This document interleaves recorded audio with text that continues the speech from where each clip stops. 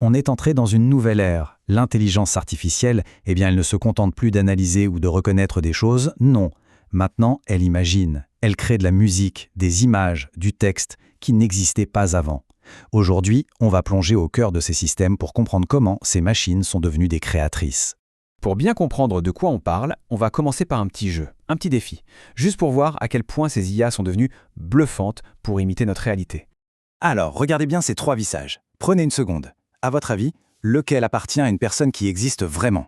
Le premier, le deuxième, le troisième? La réponse? Aucun d'entre eux, absolument aucun. Ces 3 personnes n'ont jamais marché sur cette terre. Elles ont été entièrement générées par une intelligence artificielle. Et là, on se pose forcément la question qui est au cœur de notre analyse, mais comment est-ce que c'est possible?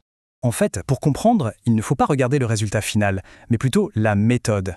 Tout est dans la manière dont ces machines apprennent, et ça a complètement changé la donne. Pendant très longtemps, l'apprentissage machine, c'était ce qu'on appelle l'apprentissage supervisé. C'est simple, on montre à l'IA une photo de chat et on lui dit « ça, c'est un chat ». Mais les modèles génératifs, eux, fonctionnent différemment en non supervisé. Là, on leur donne des milliers d'images de chats, mais sans aucune étiquette, et on leur dit en gros « débrouille-toi, comprends par toi-même ce qui fait qu'un chat est un chat ». Et c'est ça le point clé. Le modèle n'apprend pas par cœur des milliers de photos. Non, il apprend la recette, le plan de construction, si on veut, de ce qui constitue un visage. Une fois qu'il a cette recette, il peut créer des visages à l'infini, tous complètement uniques. Alors comment on fait ça en pratique? La première grande méthode, ce sont les auto-encodeurs variationnels ou VAE. Et pour la piger, on va faire un petit détour par la philo avec une analogie qui est juste parfaite pour ça. Vous vous souvenez peut-être de l'allégorie de la caverne de Platon? Il imaginait des prisonniers enchaînés qui ne voient du monde que des ombres projetées sur un mur. Pour eux, ces ombres sont la réalité. Ils n'ont jamais vu les vrais objets qui sont derrière eux. Ce parallèle, il est super puissant pour nous. Les données qu'on montre à l'IA, que ce soit des images ou du texte, ce sont les ombres sur le mur. Le boulot du modèle, c'est de deviner les objets réels qui projettent ces ombres. Et ces objets, ce sont ce qu'on appelle les variables latentes, les concepts cachés, comme l'âge, la couleur des cheveux, l'expression d'un visage. Concrètement, un auto-encodeur, ça marche en 3 étapes. D'abord, l'encodeur regarde l'image et la compresse. Il en fait un résumé super court, hyper dense. C'est l'espace latent.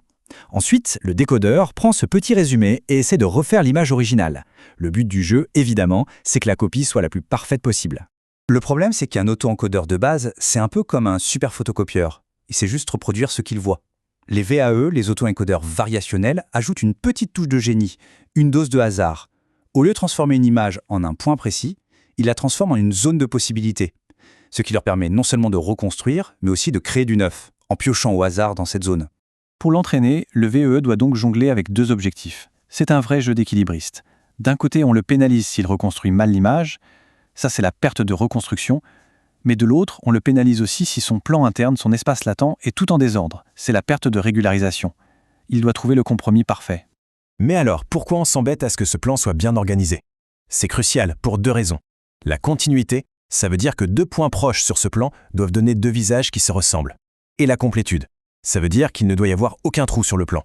N'importe quel point qu'on choisit doit donner une image qui a du sens. Ok, ça c'était la première grande famille. Maintenant, on passe à la deuxième, les fameux GANs, ou réseaux antagonistes génératifs. Et là, on change complètement d'ambiance. On n'est plus dans la compression, on est dans la compétition pure et dure. Pour comprendre les GANs, il faut imaginer un face-à-face, un duel entre 2 IA. D'un côté, il y a le générateur. C'est un faussaire, un artiste qui part de rien, juste du bruit, et qui essaie de créer un faux tableau parfait. De l'autre côté, il y a le discriminateur. Lui, c'est l'expert, le critique d'art. Sa seule mission, c'est de dire si l'œuvre est un original ou un faux. Et l'entraînement, c'est une véritable escalade. Le générateur produit un faux, le discriminateur dit « non, c'est un faux ». Alors le générateur apprend de son erreur, il s'améliore. Du coup, le discriminateur doit lui aussi devenir plus malin pour ne pas se faire avoir.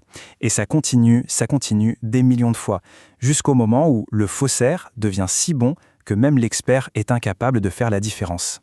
Bon, on a vu les VE d'un côté, les GANs de l'autre, 2 approches très différentes. Mais alors, qu'est-ce que ça nous dit? Pourquoi c'est si important de connaître les 2? Voilà la grande différence, en résumé. Le VAE, c'est un peu un architecte. Il veut créer un plan propre et bien organiser des données pour bien les comprendre.